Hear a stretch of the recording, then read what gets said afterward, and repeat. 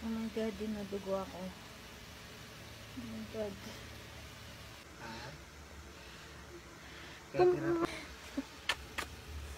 Ay, naramdaman mo?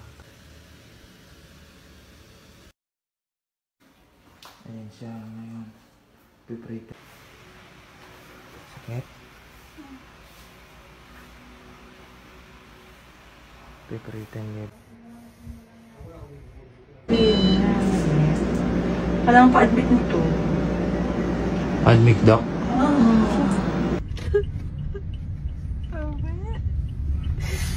Mga anak ka na eh.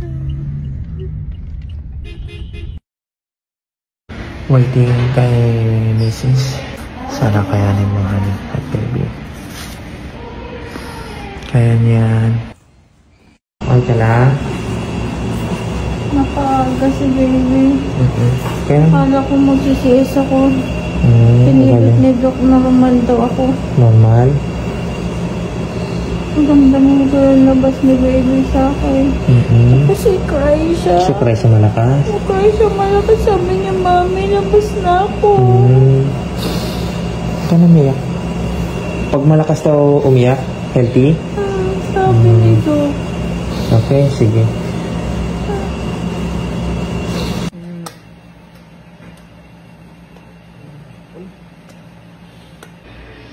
Diretso na siya, nanganak.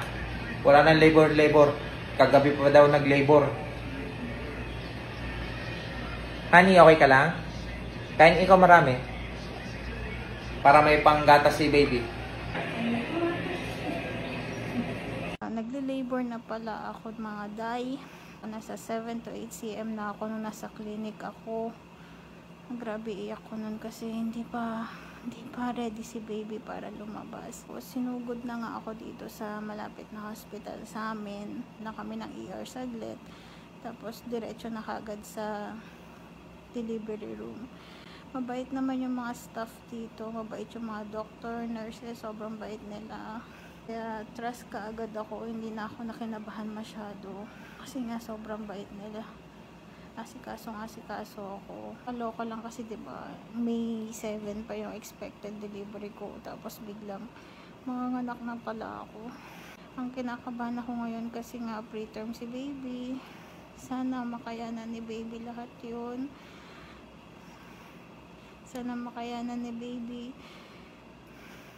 Sobrang smooth naman nung panganganak ko. Normal delivery siya. Magaling si Doc.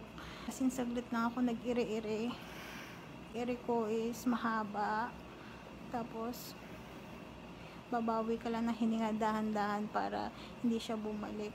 Kaya mas nadalian yung paglabas ni baby. Kampante ako kasi mabait yung mga doctors, nurses, staffs dito.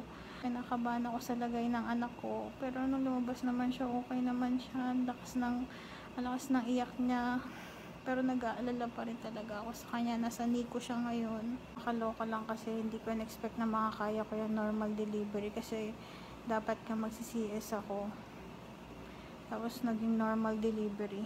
Nakaloka. So ayan, dito ako sa room. Okay naman ako, pero talaga nag-aalala lang talaga ako kay baby. Kung ano na ba lagay niya, kumusta na ba siya. Yun lang talaga ang pinag-aalala ko ngayon. Gusto ko siya makita. Sobrang nag-aalala talaga ako sa kanya. Saan punta? Baby. Kay baby?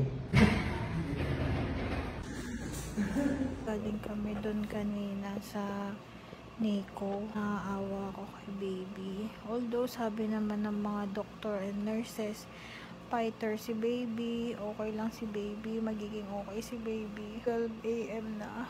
Doon yung asawa ko. Hindi ako sumasama sa kanya kasi nahiya ako magpakita sa anak ko.